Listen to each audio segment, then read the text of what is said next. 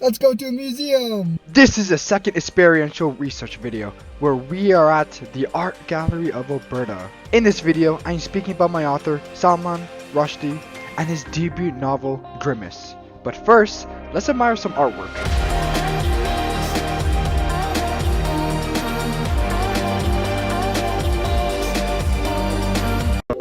I have never been in a museum before, and this completely revamped my own perspective on what a museum is.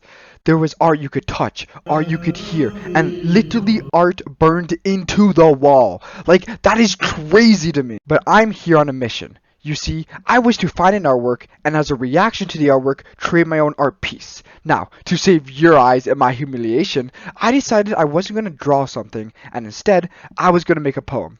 And after a bunch of searching, Okay, I've been looking for like just over an hour, and I think I found the one I was gonna use. Here it is. Right here. As you see, here's the image right here. now that I found it, it was time to bring out my inner Shakespeare. First of all, in the process of making this poem, I felt epistemology through empiricism. Empiricism is defined as knowing through sensory experiences and observation, and I had felt that once I started to write, I knew what to write, not just based off what I was seeing, but also what I was hearing and feeling. There was a speaker in the room playing indigenous music the entire time I was writing. So I was not just witnessing the art piece, but also embracing the art and living in that moment. In the painting, we get a sense of the subject having gone through some environmental change, as he is no longer celebrating around the fire with the friends he used to stand side by side with. In the novel, we also see an environmental change from when Flapping Eagle first entered the town of K. At first, he was genuinely accepted, with Peckinpah saying, "Don't see why he shouldn't be allowed on account that he's a queer-looking Indian," on chapter 34, page 130, and Alexander Cherkashkov giving his official approval with "Welcome the K."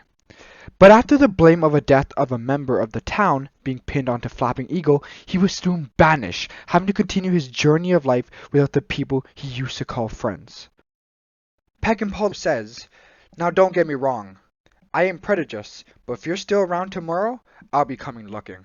The poem I wrote is about the journey of life, with how we meet and lose people, inspired by emotions gathered from this painting and my own personal experience. The story of life. Lots of questions looking forward and lots of answers looking back. We meet people quickly and lose them quicker.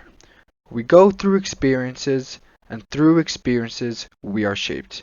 And in the journey to find a newer version of ourselves, we lose the old one. All in the story of life.